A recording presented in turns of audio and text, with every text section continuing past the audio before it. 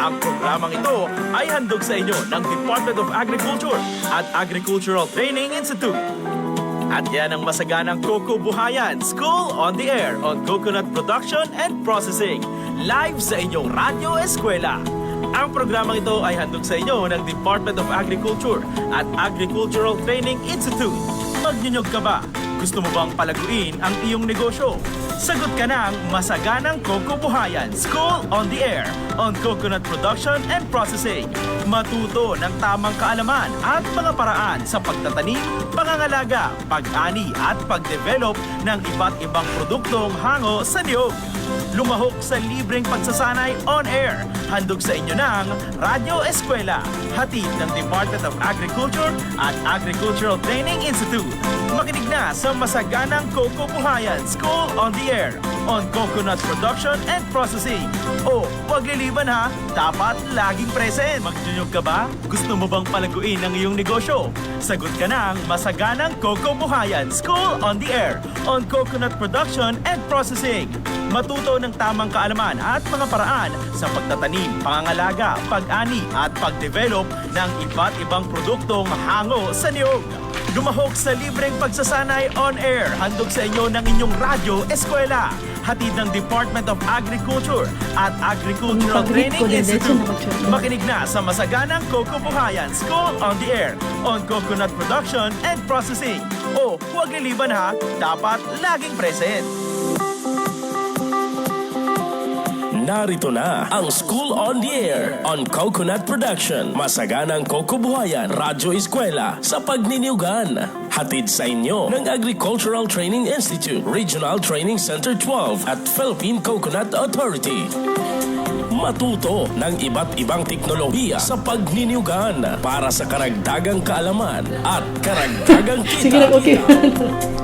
School on the Air on Coconut Production. Masaganang Coco Buhayan, Radyo Eskwela sa Pagniniyugan.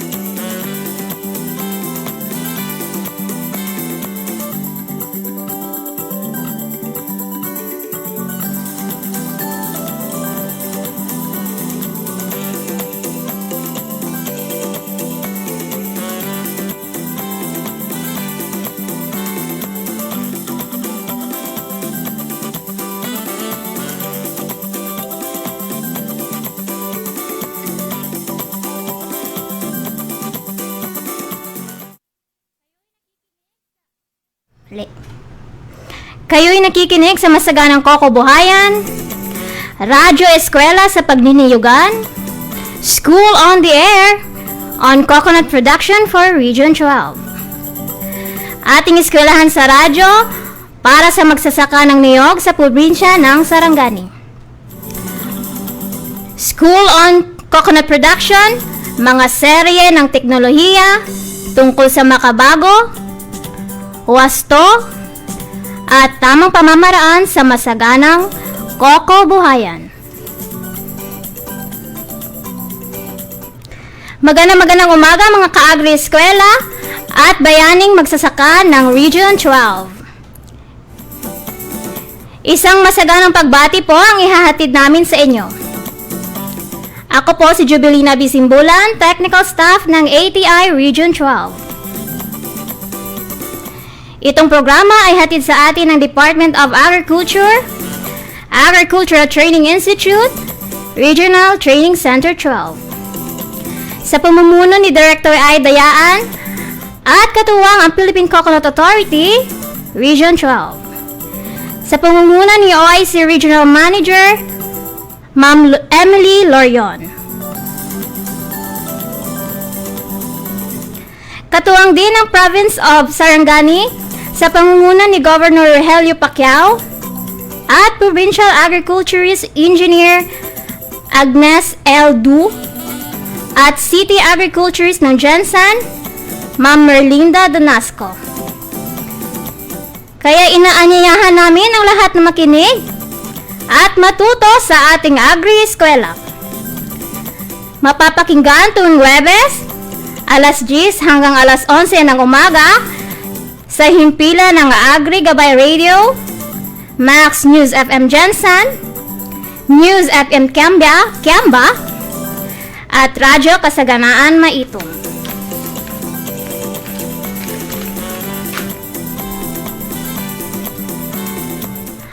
Bago tayo magsimula sa ating episode ngayon, batiin muna natin ang ating mga ka-Agri-Eskwela na nanunood sa Facebook Live at nakikinig sa kani-kanilang mga radyo. Alam kong excited na ang ating mga kaniyong mula sa bayan ng Malungon, Alabel, Kiamba, Maitong, at Jensan na nakikinig sa kanilang mga radyo. Kaya naman simulan na natin ang ating programa. Noong episode 4 ay napag-usapan natin ang good agricultural practices for coconut. Nakasama natin si Sir Arnel Tohara, Acting Division Chief ng PCA and CSPC na nakabase sa Aroman, Carmen, Cotabato. Kaya ngayong araw ay simulan natin ang ating pag-aaral kasama si Ma'am Lordette Istanyo from PCA Region 12 para talakayin ang Integrated Nutrient Management. Magandang umaga, Ma'am Lordette. Batiin po muna natin ang ating mga tagapakinig. Yes, good morning, Ma'am Job. So yun na po. Magandang umaga po, Sok Sergeant. Maayong buntag, Mindanao. Shout out po sa lahat ng ating mga farmer participants ng SOAC FIDB Region 12. Mula po sa bayan ng Alabel, Kiamba, Malungon, Maitong at siyudad ng General Santos. At also sa lahat po ng nakatutok po sa FB Live. So magandang umaga. Isang masaganang ani at mataas po nakita sa ating lahat. Simulan po natin ang araw na ito ng maganda at makabuluhang talakayan tungkol sa Integrated Nutrient Management. Una po, ano po ba ang ibig sabihin ng Integrated Nutrient Management? Ito po ay ang pagsama-sama ng mga pamaraan sa pamamahala ng tamang nutrisyon, pag-aabuno po ng ating mga sakahan, especially po ng ating nyugan. Una po, bago po tayo magsimula, at himay-himayin po ang talakayan na ito, meron po akong isang katanungan. Meron po bang naka-observe po sa atin sa inyong mga lugar o sakahan na kung saan may nangyayaring pagguho o tinatawag nating erosion? Ano po ba ang epekto nito? At bakit po ba ito nangyayari? So, talakayin po natin ang soil erosion. So ito po ang tinatawag nating pagguho ng lupa. Ito ay proseso na involve ang paglalaho ng topsoil. Ang topsoil po ay itong ibabaw po na parte ng lupa. Ito po ang malalang klase ng pagkasira ng lupa. So ano po ba ang mga causes o kadahilanan ng erosion? Una po ay ang paglinis ng kagubatan sa pamamagitan ng pagsusunog ng mga puno o tinatawag nating deforestation and reduced ground cover o ang pagbawas ng ground cover. Tillage practices. Ito po ang pagbubungkal ng lupa. Rainfall and flooding, ang matinding pagulan at pagbaha. And also rivers and streams. Yan po ang iilan sa mga causes o kadahilanan ng erosion. Ano po ba ang epekto ng soil erosion? Siyempre, una po yung sinabi ko po kanina. Yung pagkawala po ng topsoil. Sa topsoil po kasi, dito po marami ang organic matter. Pangalawa ay ang clogging of waterways o pagbara ng mga daluyan ng tubig. Pangatlo ay ang sedimentation and threat to aquatic life. In the sea, breeding places of various fishes ay apektado po. So yun po ang epekto ng soil erosion. Pangalawang katanungan po, sumagi ba sa isip po natin kung bakit kailangan po natin ng lupa? Ano po ba ang maaari po nating i-expect mula sa lupa? So pag-uusapan natin ngayon ang function ng lupa. Una po, ito ay basihan o basis syempre sa pagtubo ng ating mga pananim. Kung wala po ang lupa, wala po ang ating mga pananim. At kung wala ang ating mga pananim, wala din po tayong makain. Pangalawa po, ang lupa ay nagpo-provide ng support para sa ating mga ugat, sa ugat ng ating mga puno o mga pananim. Pangatlo, ito ang nagpo-provide ng habitat o bahay para sa fungus, bacteria, earthworm, as well as ants, termites, and beetles, and other microorganisms. So, ito po ang mga nabanggit na microorganisms and animals ay tumutulong po sa pag-decompose ng organic matter mula po sa mga decayed plants and animals. Ano pa ba ang fertile soil? Ano bang function po ng soil?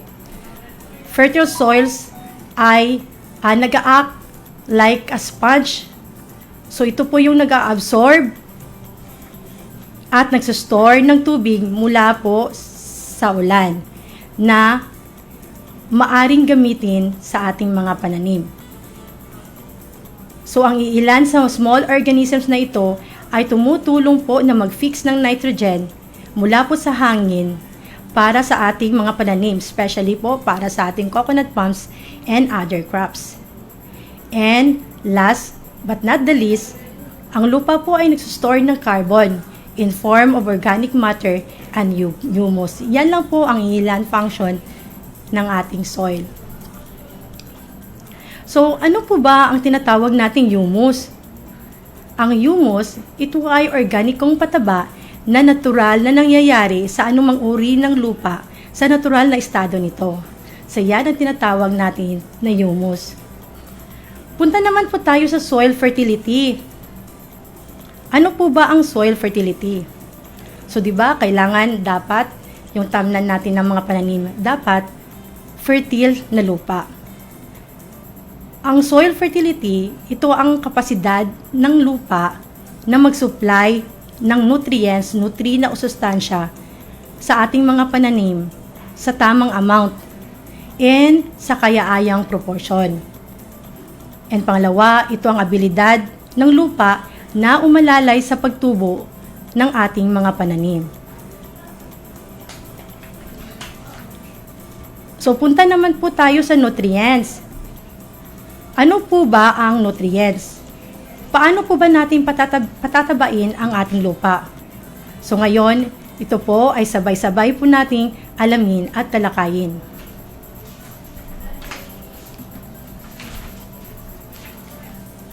Nutrients o nutrina o sustansya.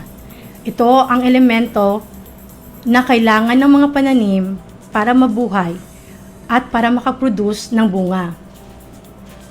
ito ay marami sa ating lupa. Pero kadalasan, ang ating mga pananim ay nahihirapan sa pag-absorb nito as they are mostly connected to soil particles. So ito po yung sinabi ko po kanina na the more organic matter ang ating lupa, mas mainam po sa pananim para maka-absorb at mobilize yung mga sinasabi nating nutrients. Ang mga soil organisms, other soil organisms po, ay nakakatulong din po na maging available po yung mga nutrients sa ating mga pananim. Paano natin i-improve ang fertility ng ating soil? Una po, organic matter needs to be recycled. Kung mababa po ang fertility ng ating soil, ang organic matter could be added from other sources. So yan po ang ating dagdag na abono sa ating lupa. So kailangan po tayong mag-abono, hindi lang po na hayaan po natin ang lupa na ganyan lang na nakatiwangwang, na walang anumang support gaya ng pag-aabono.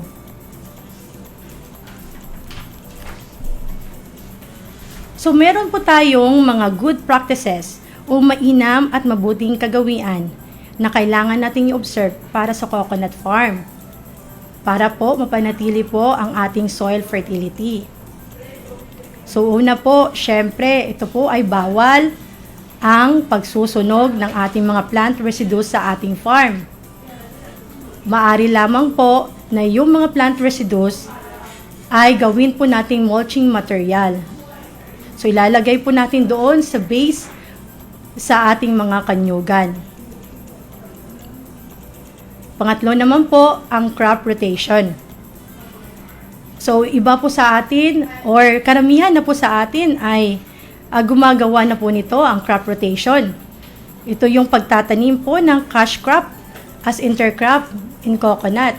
Hindi lang po ito tulong para mapanatili po natin at ma-improve ang ating soil fertility, kundi tulong din ito para additional source po tayo ng income. So, after po ng harvest ng cash crop, tayo po ay nagtatanim ng leguminous plants. Yun yung tinatawag nating cash crop. Pwedeng mani, munggo, at soybeans.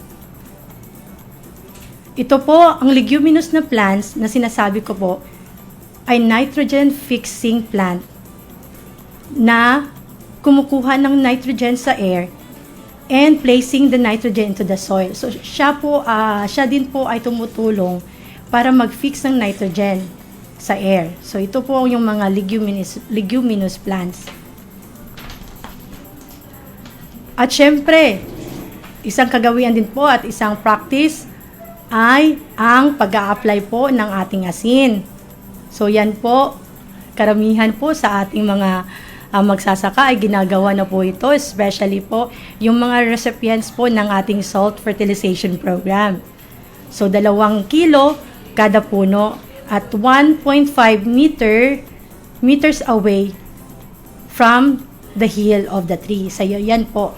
So, lahat naman ng ating mga coconut farmers ay ginagawa na po ito. At isang kagawian po o isang practice na dapat nating i-observe ay pagtatanim po ng high value crops sa coconut para ma-prevent ang soil erosion and at the same time maka-earn ng additional income. So kung sino po ang nakapunta po sa ating mga model farms, especially ating mga gawad saka, doon po nagpa-practice po sila ng intercropping po ng high value crops. So meron po tayong mga gawad saka model farms sa South Cotabato, si Sir Boy Cordero, the late Boy Cordero po, sa bayan ng Coronadal, syudad ng Coronadal, at isang model farm po natin ay nasa Pulumulok. So kung makagawi po tayo doon, makapunta, so i-observe po natin ang mga iba't ibang intercrops po nila.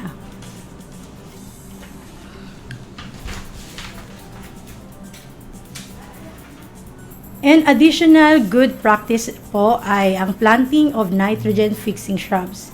Kung meron po tayong leguminous plants, leguminous plants, meron din tayong nitrogen-fixing shrubs such as Flamingia, Rensoni, and Indogyphera anil. So ito po ay nakakatulong na mag-improve ang ating mga lupa. At isa pa nito, ang pagtatanim po natin ng hedgerow. Ito po ang row of shrubs of trees enclosing or separating fields. So yan po ang ating mga good practices na dapat po nating i-observe sa ating mga sakahan, especially sa ating mga kanyugan. So punta naman po tayo sa nutrient deficiencies ng ating mga kanyugan. Due to the low fertility of soils, dahil sa mababa po ng fertility ng soil, may mga ibang nutrients na accessible sa ating mga nyog. May mga nutrients na hindi accessible or hindi siya ready available po sa ating mga nyog, pero present siya sa ating soil. Hindi ito siya madaling ma-absorb or hindi siya readily available po ng ating mga nyog dahil may mga lacking elements, may mga kulang na elements, nutrients na kailangan siya maging available o maging accessible sa ating mga plants, sa ating mga nyog. Una po nito ay ang nitrogen. Ang tinatawag na nutrient deficiency, ito ang mga kakulangan na elemento o nutrient na kailangan nating punan. Una po, yung sinabi ko po kanina na nitrogen. So, nitrogen deficiency ay syempre cause ng insufficient soil nitrogen. So, kulang po siya ng soil nitrogen. So, yan po ang ating punan. So, ano po yung simptomas ng nitrogen deficiency? So, yung paninilaw po ng tip po ng ating mga dahon ng nyog. So, yan isang visible po na symptoms. So, lahat ng matured branches ng ating trunk appear light green. Ito po ay nagsisimula po sa dahon. Yan po, kung nakikita nyo po sa inyong mga copy sa lahat po ng ating mga farmer participants po ng SOA, may mga copies man din kayo. So yun po, sa nakita nyo sa picture, may paninilaw po na dahon mula sa tip po sa matured plant hanggang po sa buong plants. Ang nitrogen deficiency, ang paninilaw po. So kung hindi po ito mapunan, lahat po ng dahon ng nyog natin ay apektado. Ang pangalawa naman po ay ang potassium. So, sino po ba sa atin nakaka-observe na may parang rust-colored doon po sa dahon ng ating mga nyog? So, yan po ang potassium deficiency, yung sintomas na yan. Parang may spots na rust-colored all over the coconut leaf sa both sides sa ating dahon. So, ang ating mga dahon appears slightly yellow kung sa malayuan, kung titingnan po natin sa malayuan, and the yellow tinge increases towards the tip of the leaf. Pangatlo naman ay ang magnesium. So, meron pa ding paninilaw po na sintomas sa mga dahon. Pero parang ito siya, parang light compared to nitrogen and potassium deficiency. So, itong sinasabi ko po na sintomas, mas mainam po na mapuntahan din po natin sa field para makita din po natin ang iba't ibang samples ng mga sintomas ng mga nutrient deficiency. Pero for the sake of this SOA, so i-describe lang po natin ang mga sintomas na ito. So bago po tayo magpatuloy sa ibang elements, paalala ko lang po, meron din po tayong mga sintomas na napagkakamalan na nutrient deficiency symptoms, but then cause pala ng peste o mga sakit. So ano po ba yung distinction ng dalawa, yung mga sintomas na nabanggit ko po? So yun, tatalakayin po next week, ano din yung mga sintomas ng mga sakit, sintomas ng mga sakit na cause ng peste. So yan po, so mostly kasi ito po yung napagkakamalan. Parang nahihirapan po ang ating mga farmers na mag-specify, mag-determine kung ang mga sintomas na ito ay caused ba ng nutrient deficiency or caused ng ang ating insect pest or diseases. So, yun po. So, punta naman po tayo sa boron. Boron deficiency symptoms can be seen. Ito po ay makikita sa young branches ng ating coconut tree. So, parang may bending na zigzag pattern. Parang ganun po yung sintomas ng boron. Parang kung napapansin nyo po sa ibang nyog po natin na may ganitong sintomas and nutrient deficiency siya ng boron. So, may parang zigzag pattern and mostly po nito ay stunted in growth.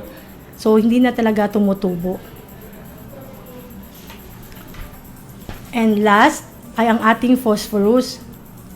So, common ito sa mga acidic and alkaline soils. So, ito naman po, ang mga leaves nito ay turn purple.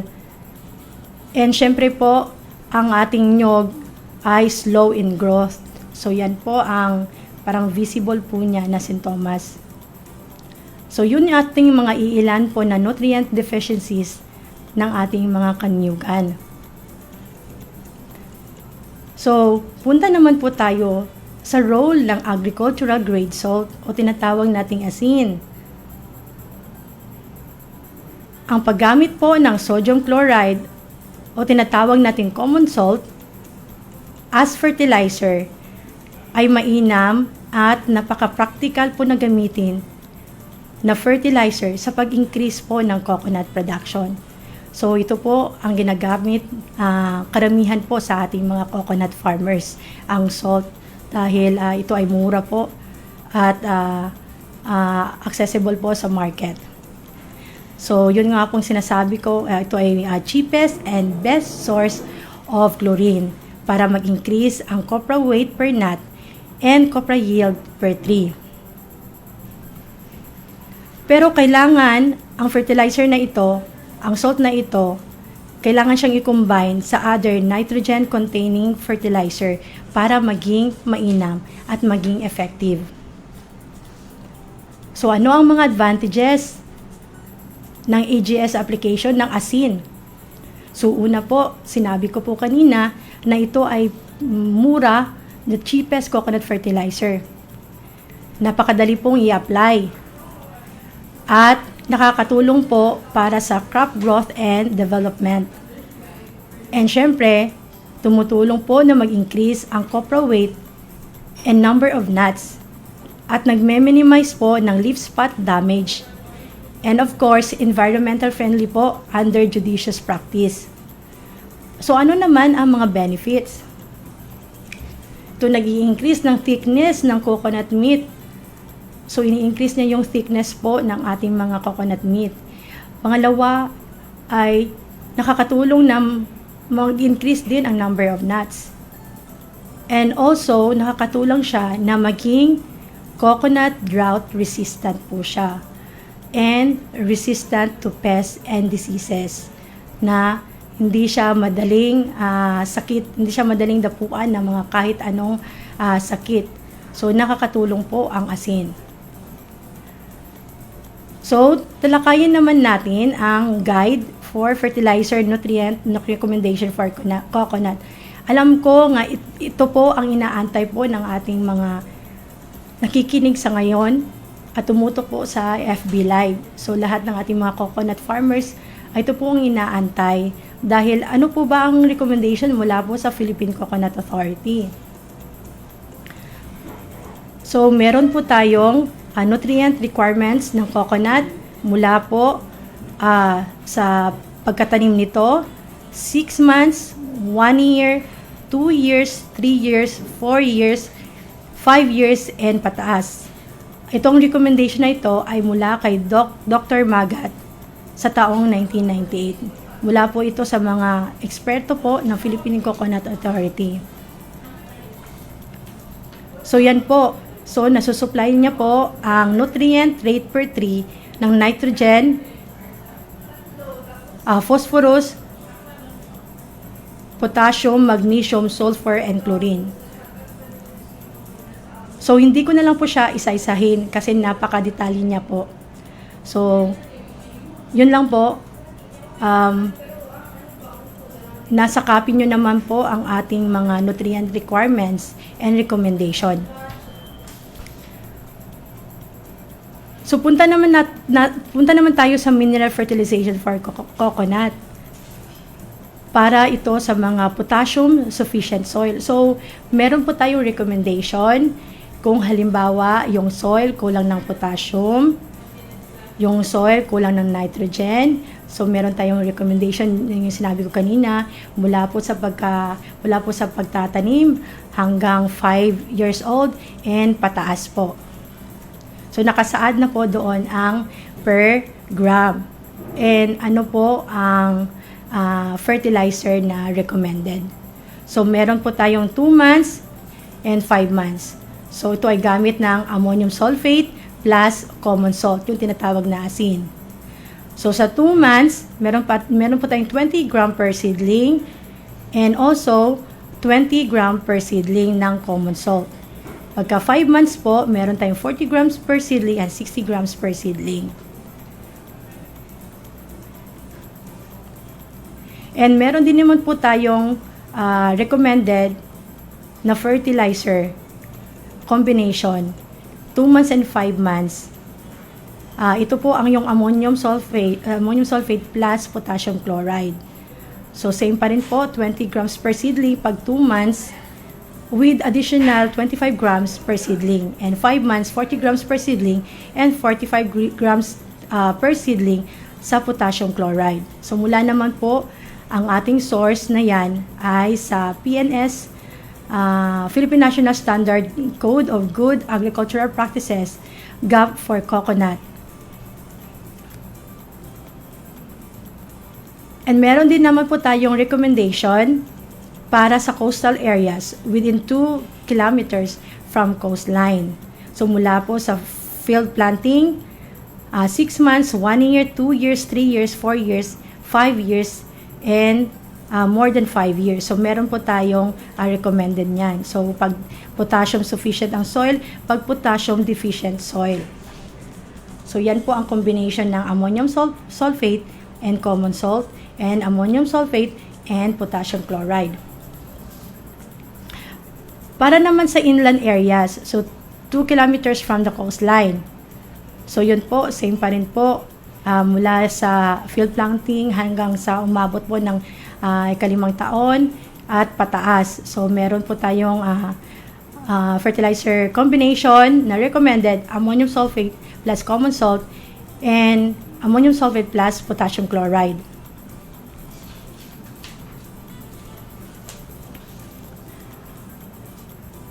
And meron po tayong ginagamit po o tinatawag po natin na organic soil amendments. So, yun pong sinasabi ko po kanina na bio-nitrogen fixers or pang green manuring. So, meron pong Flemenja, Desmodium, Ipil-ipil at Madre de Cacao. So, yan po, i-trim lang po natin yung mga dahon na po yun. And ilagay lang po natin sa 2 meters away sa base sa coconut.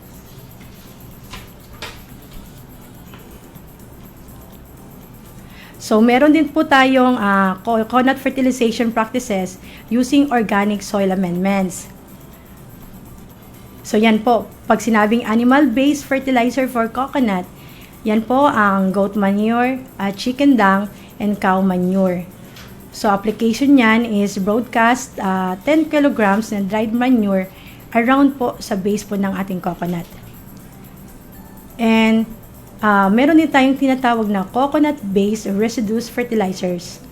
So, ito yung mga seasoned coco peat o tinatawag nating coconut coir-based organic fertilizer. So yung seasoned coco peat, 1 ton per hectare sa coastal areas and 1.5 ton per hectare para naman sa ating inland areas. And ang ating coconut coir-based organic fertilizer o tinatawag natin CCBOF, 8 to 10 kilograms per tree per year. So malapit na po tayo.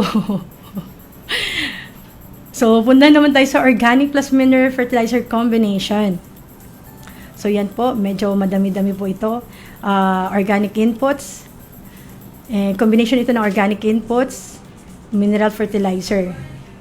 So meron tayong organic amendments, plus potassium chloride. Meron tayong commercial bioorganic fertilizer, plus potassium chloride.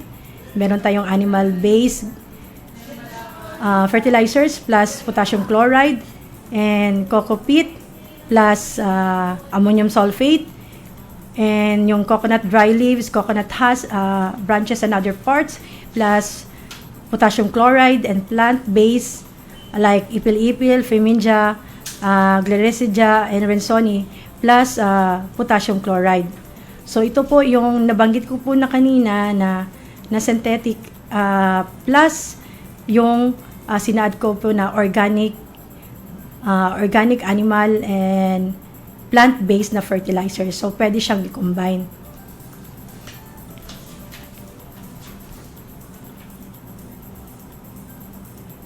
So meron din po tayong recommendation from for potassium sufficient soil. So yun po, same organic amendments plus common salt, commercial bioorganic fertilizer plus common salt, animal base plus common salt, coco coir base plus common salt, and animal base plus common salt. So yun po ang ating recommended organic plus mineral fertilizer combination for coconut. O yan po. Kung gusto nyo pong mag-assist or maghingi po ng copy nito, manghingi lang po kayo sa ating ATI. So, andito naman, andyan na po ang copy. And gusto nyo po ng assistance kung paano ito i-apply. Actually, ano naman ito, usually, ito na ay ginagawa na ng ating mga farmers na. So, hindi na po sila mahirapan pag-apply. So, pero kung bago lang po sa inyo yung lahat ng sinabi ko po na fertilizer recommendation, pwede nyo pong i-request dito po sa ating AgriGabay TV, sa ating SOA CFIDP, ito po sa ATI. So, yan po. So, yun lamang po ang ating integrated nutrient management. So, thank you po.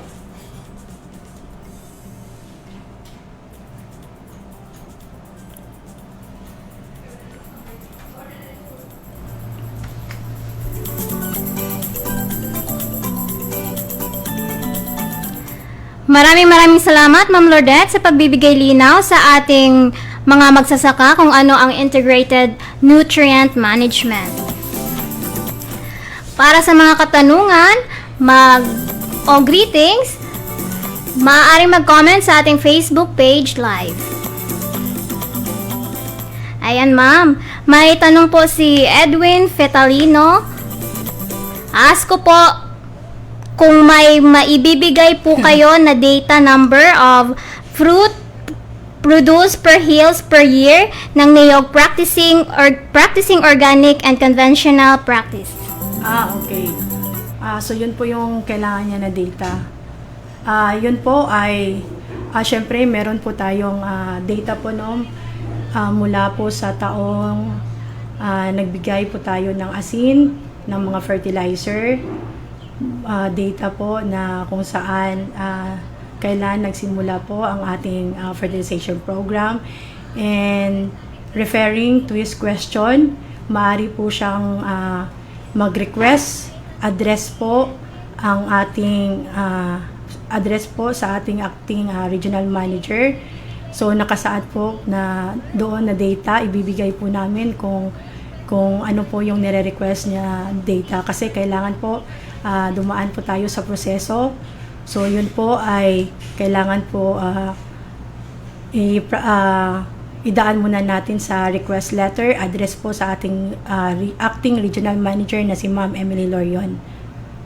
So, meron po tayong data po na ganon. So, yun po, Sir Edwin, maaari lamang po kayong kumontak at sumulat po ng inyong data request sa ating regional manager sa PCA Region 12. Ayan. Naway nasagot po ang inyong katanungan, Mr. Edwin Fitalino. Dumako naman tayo sa mga nagpapa-shoutout. Watching from Cebu City, Sir JL Oman. Hello po. Oh, good morning. Good morning, Sir JL. Watching from Omag Maitom, Sir Ernesto Numos. Hello, sir. Good morning. Watching from Kabakan, Miss Elgin V. Villasista. Hello, Elgin. Good morning po. Watching from Barangay Blaan, Malungon, Sarangani, Ma'am Estela Masalon. Good morning. Pa-shoutout po from Barangay Kapate, Kiamba, Sarangani Province, mula kay Kim Dawang. Watching din po from Mafar, Gendulungan, Sir Soharto K. Buisan. Ayan.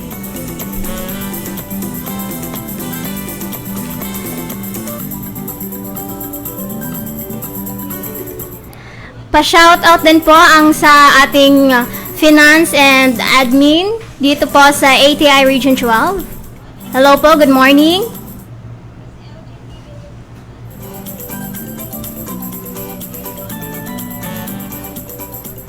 Maraming salamat sa ating resource person ngayong araw, Ma'am Lordette. Parang last week lang, Ma'am Lordette, no? Nandito tayo for practicum sa ating DFP 101-102, training on basic radio and online broadcasting. So ngayon po ay narito tayo para magbigay kaalaman sa ating mga magsasaka ng niyog. So Yes thank you po. so much po sa pagpapaunlak ng ating episode 5. Ano naman po ang ating mensahe sa ating mga SOA enrollees, ma'am?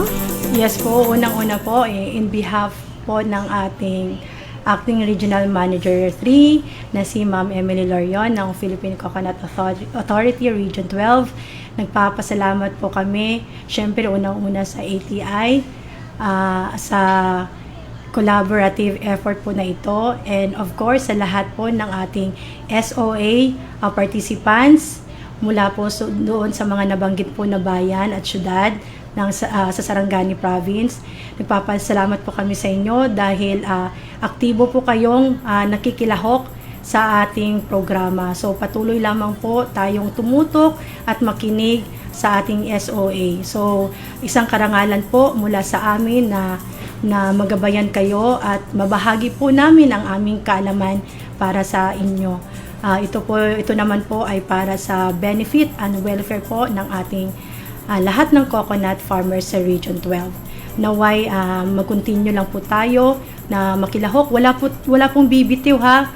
So lahat po nung dapat present and actively participate from the start and until the end of the module. So yun po. Maraming salamat po at bati po mula sa amin lahat sa Philippine Coconut Authority, isang masaganang ani at mataas na kita. Magandang umaga.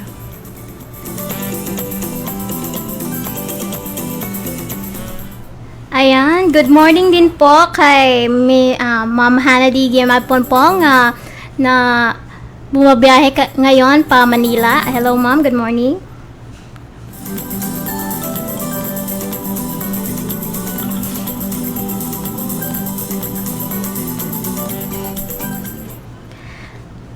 At dyan nagtatapos ang ating masaganang kokobuhayan, Radyo Eskwela sa Pagdiniyugan, or School on the Air on Coconut Production for Region 12, Episode 5. Paki-like and follow ang ating social media accounts: Facebook, Agricultural Training Institute Region 12, PCI Region 12, at sa ating Instagram at Twitter at ATI RTC 12. Ang ating sawa po ay mapapanood tuwing Webes, alas 10 hanggang alas 11 ng umaga. Maraming salamat sa ating SOA Provincial Coordinator, Sir Paul Benevic Berhes, at sa Municipal Coordinators, City Coordinators. Maraming salamat din sa ating napaka-supportive na City at Municipal Agriculturist ng Sarangani at Jensen.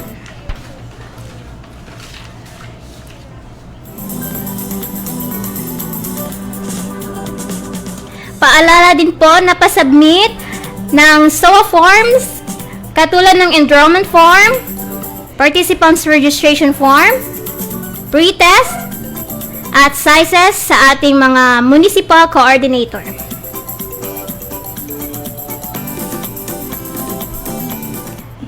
At dyan nagtatapos ang ating programa.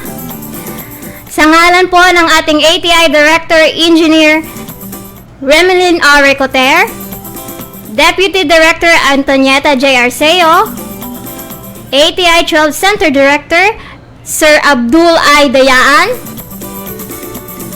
PCA Region 12 OIC Regional Manager Ma'am Emily Lorion, PCA Sarangani Acting Division Chief Sir Jerry Prongko, Sarangani Provincial Governor Rogelio Pacquiao, Provincial Agriculturist Ma'am Agnes L. Du, Jensen City Mayor Ma'am Lorelie Pacquiao, City Agriculturist Ma'am Merlinda Donasco, and of course, CFIDP Region 12 Focal Person Engineer Chufilo Humawan Jr.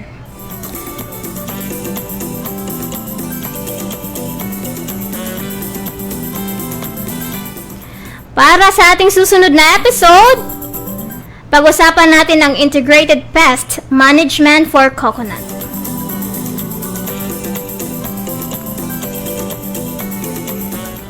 Hanggang sa muling episode ng ating SOA, ako po si Jovelina Bisimbulan na nag-iiwan ng isang magandang umaga, mga bayaning magsasaka.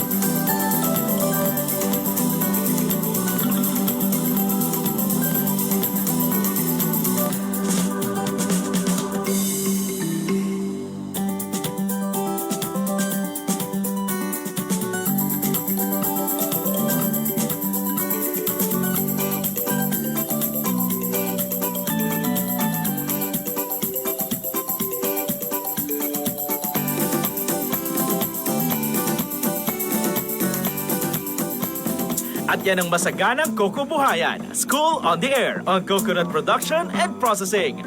Live sa inyong Radyo Eskwela. Ang programang ito ay handog sa inyo ng Department of Agriculture at Agricultural Training Institute.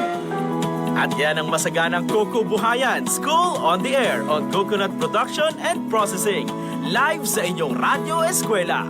Ang programang ito ay handog sa inyo ng Department of Agriculture at Agricultural Training Institute. Magnyunyog ka ba? Gusto mo bang palaguin ang iyong negosyo? Sagot ka ng masaganang Coco Buhayan, School on the Air on Coconut Production and Processing. Matuto ng tamang kaalaman at mga paraan sa pagtatanim, pangangalaga, pag-ani at pag-develop ng iba't ibang produktong hango sa niyog. Lumahok sa libreng pagsasanay on air. Handog sa inyo ng Radyo Eskwela, hatid ng Department of Agriculture at Agricultural Training Institute. Makinig na sa masaganang Coco Buhayan, School on the Air on Coconut Production and Processing. O, wag liliban ha, dapat laging present. Magnyunyog ka ba? Gusto mo bang palaguin ang iyong negosyo? Sagot ka ng Masaganang Coco Buhayan School on the Air on Coconut Production and Processing. Matuto ng tamang kaalaman at mga paraan sa pagtatanim, pangangalaga, pag-ani at pag-develop ng iba't ibang produktong hango sa niyog. Lumahok sa libreng pagsasanay on air. Handog sa inyo ng Radyo Eskwela, hatid ng Department of Agriculture at Agricultural Training Institute. Makinig na sa Masaganang Coco Buhayan School on the Air on Coconut Production and Processing. O, huwag liliban ha, dapat laging present. Narito na ang School on the Air on Coconut Production. Masaganang Coco Buhayan, Radyo Eskwela sa pagniniyugan. Hatid sa inyo ng Agricultural Training Institute, Regional Training Center 12 at Philippine Coconut Authority. Matuto ng iba't ibang teknolohiya sa pagniniyugan para sa karagdagang kaalaman at karagdagang kita. School on the Air on Coconut Production. Masaganang Coco Buhayan, Radyo Eskwela sa pagniniyugan.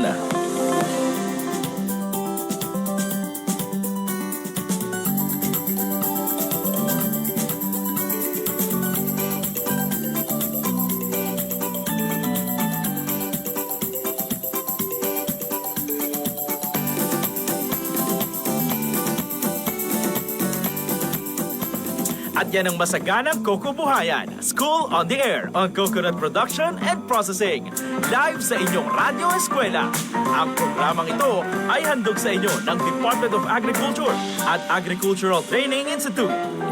At yan ang Masaganang Coco Buhayan, School on the Air on Coconut Production and Processing. Live sa inyong Radyo Eskwela. Ang programang ito ay handog sa inyo ng Department of Agriculture at Agricultural Training Institute. Magnyunyog ka ba? Gusto mo bang palaguin ang iyong negosyo? Sagot ka ng Masaganang Coco Buhayan School on the Air on Coconut Production and Processing. Matuto ng tamang kaalaman at mga paraan sa pagtatanim, pangangalaga, pag-ani at pag-develop ng iba't ibang produktong hango sa niyog. Lumahok sa libreng pagsasanay on air. Handog sa inyo ng inyong Radyo Eskwela. Hatid ng Department of Agriculture at Agricultural Training Institute. Makinig na sa Masaganang Coco Buhayan School on the Air on Coconut Production and Processing. O, huwag liliban ha, dapat laging present.